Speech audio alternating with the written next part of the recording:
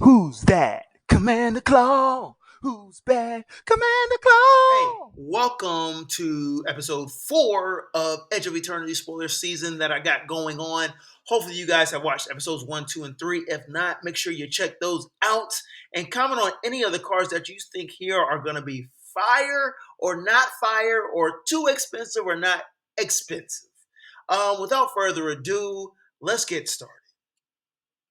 All right, so I'm looking at Exalted Sunborn with psychedelic colors, right? Pretty cool artwork. Pretty cool artwork. I see an angel, different colored wings, and an orb hand, glowing hand, electricity-ish. Yeah. For 3 and double white, 4/5 body, angel wizard. Exalted Sunborn has flying and lifelink. If one or more tokens will be created under your control, twice that many of those tokens are created instead. This is going to be expensive anytime you see a doubler of triggers or tokens, expensive, expensive.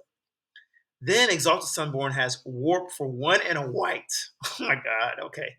You may cast this card from your hand for its Warp cost, exile this creature at the beginning of your next end step, then you may cast it from exile on a later turn.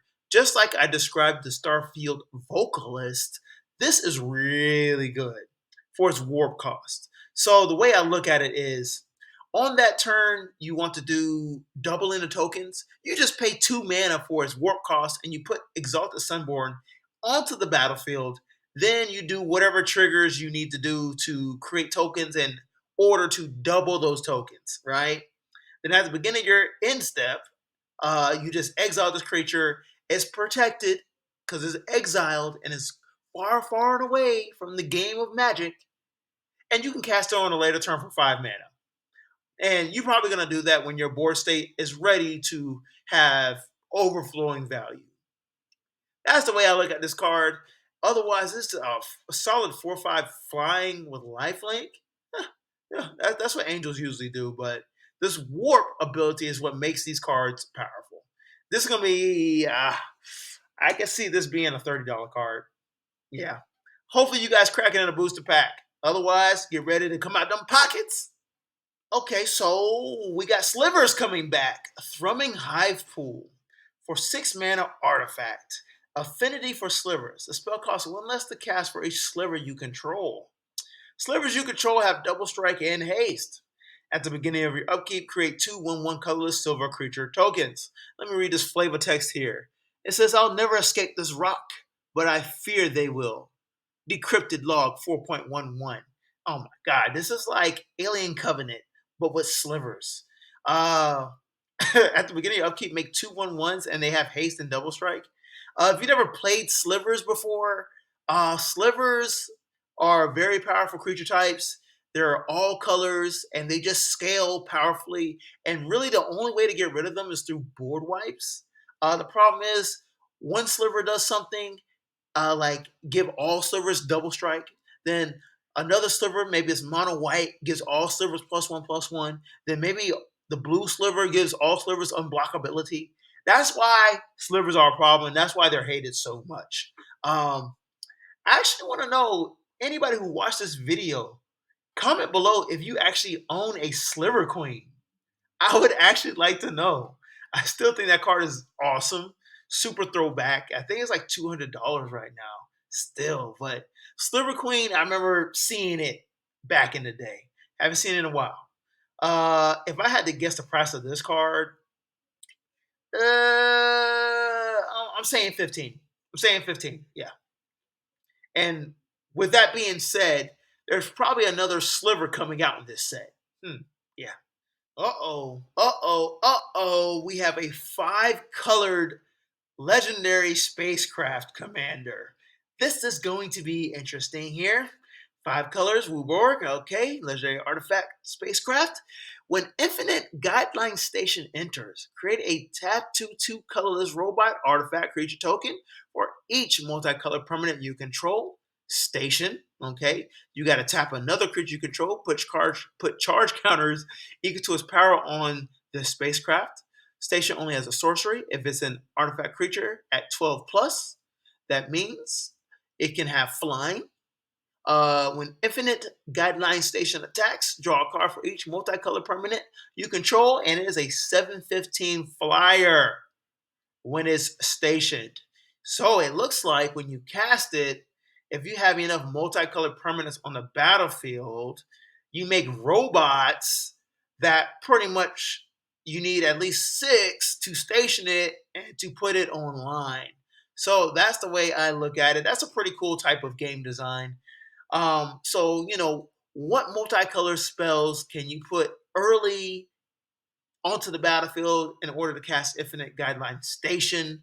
Yeah, I can see decks brewing it with mainly like one color first, then it has like other multicolors with it. So maybe it's like basically mono green, then it's like Gruul, Selesnya, you know, additional colors upon within the deck on early turns.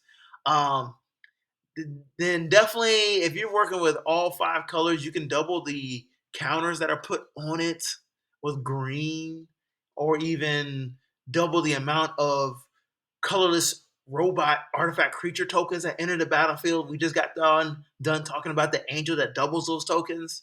Otherwise, it's a 7/15 flyer that replaces your hand upon attack. Pretty powerful. Yeah, multicolored, you could definitely add some equipments to do commander damage easily. This has all types of strategies and things built in. Y'all should have fun with this. I'm gonna guess this card is probably gonna be at least $15. Yeah, yeah. Okay. I saw this card and I liked it because it looked like a scorpion. But then I read the text and I was like, oh, I'm definitely adding it in the video. Virulent Virulent Silencer for 3 mana, 2/3 artifact creature robot assassin. Whenever a non-token artifact creature you control deals combat damage to a player, that player gets 2 poison counters. So, since this is a colorless artifact creature, it can go in any deck, any poison, any infect commander deck, right? So when it deals damage to a player, they're gonna get 2 poison counters. But it gets ugly because there's a bunch of other artifact creatures out there that probably have unblockable, flying, you name it, they got it. They got it. It just slots in. Another way for players to die to infect and poison counters. I don't know what else to say. Moving on. Actually, you know what? This could be a little pricey card. I bet you it's like $3. It could be around $3. Yeah. First of all, when you saw this card, you saw 2 mana and a bunch of words. You know this shit is busted. You know it's busted. Let's talk about the Frenzied Baloth. For 2 green, 3/2 body, creature beast. This spell can't be countered. That's fun. It has trample haste. Okay. Creature spells you control can't be countered. Okay. Then combat damage can't be prevented. Okay.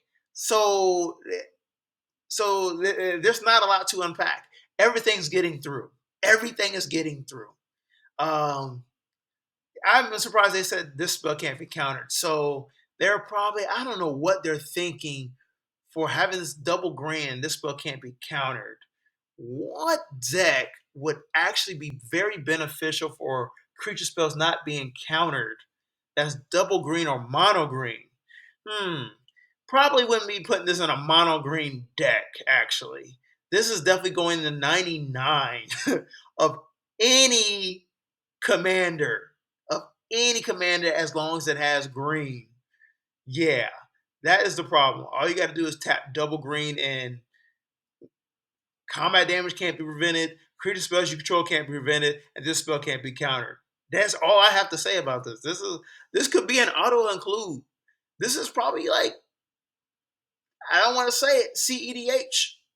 CEDH. You know, if you play this and lure out a player's removal, then you can play your spell. You know, at least you got a removal out the way for 2 green mana.